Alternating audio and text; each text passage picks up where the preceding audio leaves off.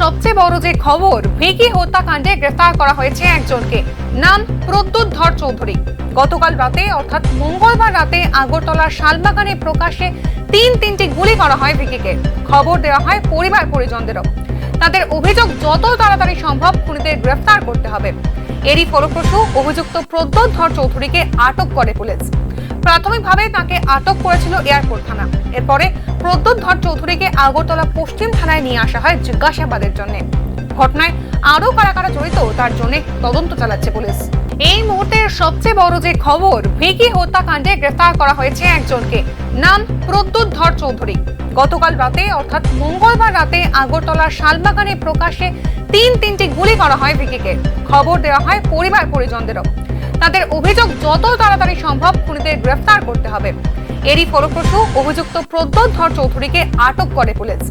প্রাথমিকভাবে তাকে আটক করেছিল এয়ারপোর্ট থানা।